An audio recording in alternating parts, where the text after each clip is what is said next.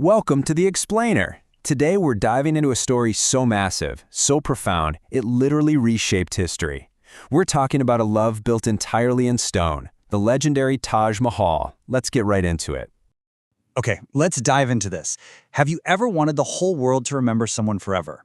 Like absolutely never forget them? To figure out what that actually looks like, we're heading back over 400 years to 17th century India. We're going to see how this deeply emotional question resulted in one of the most famous buildings on the planet. Section 1. A Royal Romance Begins. 1607. The Mughal Empire. We're in the heart of an incredibly magnificent, wealthy world. And it was right here that a 15-year-old prince named Khurram spotted a young Persian noble girl in a bustling royal market. And, well, that chance encounter changed history. Now, Prince Khurram was instantly captivated. But royal marriages, they required serious patience. They actually had to wait 5 long years to finally get married in 1612. When they did, the prince gave his brave, deeply trusted new wife a pretty powerful title, Mumtaz Mahal. That translates to the chosen one of the palace, and she absolutely lived up to it. She wasn't just staying behind closed doors, she was strong, she was wise, traveling with Khurram on grueling military campaigns and giving him crucial advice. She was the one person he trusted more than anyone else in the world. So years go by and Prince Khurram eventually becomes the emperor. He takes on a brand new royal title, Shah Jahan, which literally means king of the world. And he really was one of the most powerful men on earth at the time. But through all that immense power, all the glory and the grand buildings he commissioned, one thing stayed perfectly constant: his quiet, unshakable devotion to Mumtaz Mahal. They shared 19 incredible years together. 19 years, 14 children, and an unmatched partnership. People all over the empire knew they weren't just husband and wife. They were best friends, true soulmates. Which brings us to Section 2, Tragedy and a Promise, the Deepest Grief.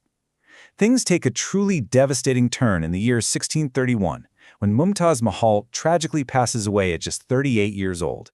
She was far from home in a place called Burhanpur, expecting their 14th child. But complications arose. Even the best doctors couldn't save her. And just like that, the emperor, who literally had everything in the world, now felt like he had absolutely nothing. When Shah Jahan heard the news, his entire world just stopped.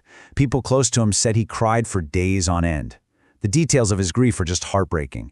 His dark hair and beard, they turned stark white in a matter of months.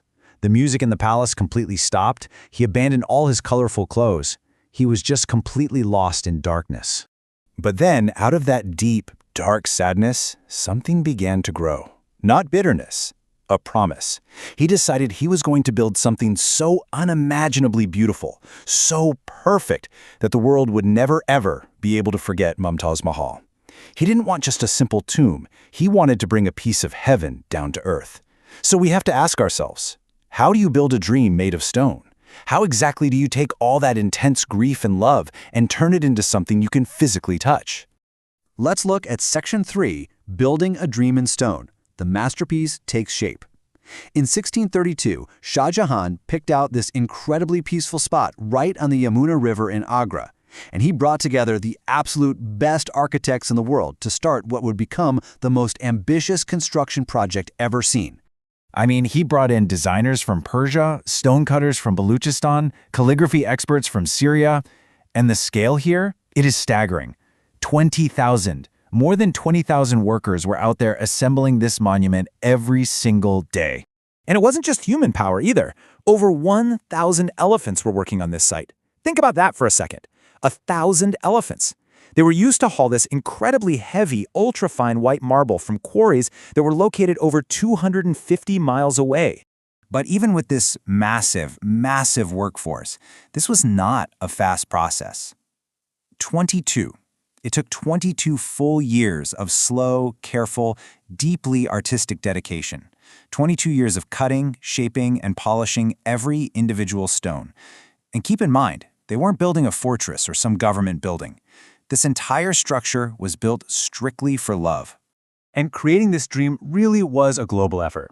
They pulled precious stones from all over the known world. Blue lapis lazuli from Afghanistan, red coral from across the sea, green jade, purple amethyst, and shining pearls.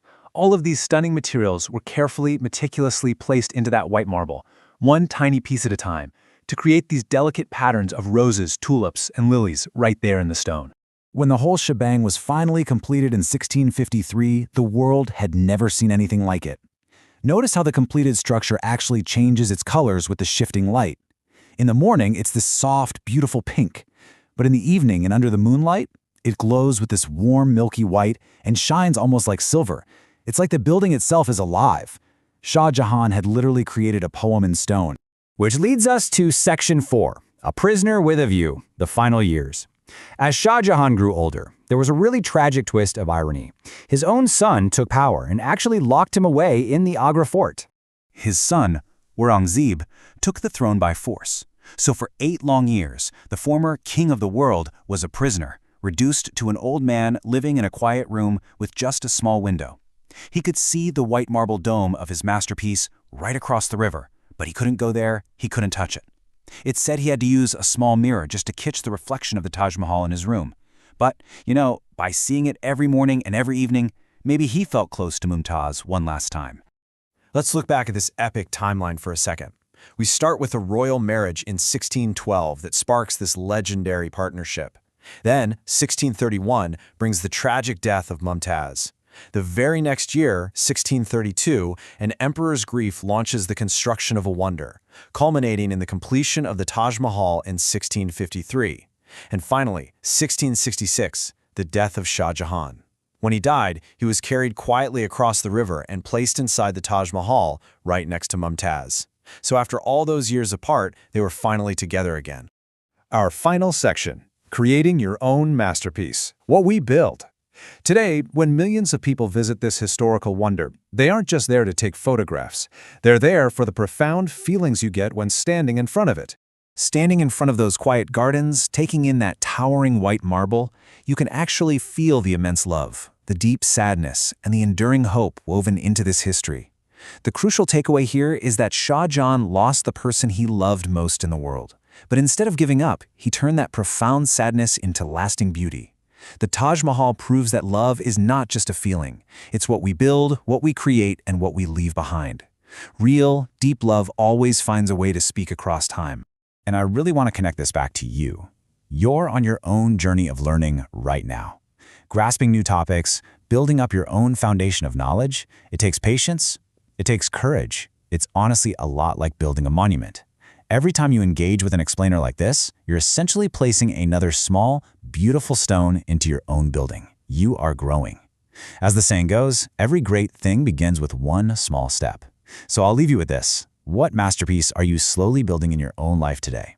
Thank you so much for joining me to uncover this incredible story, and I'll see you next time as we continue to explain the fascinating world around us.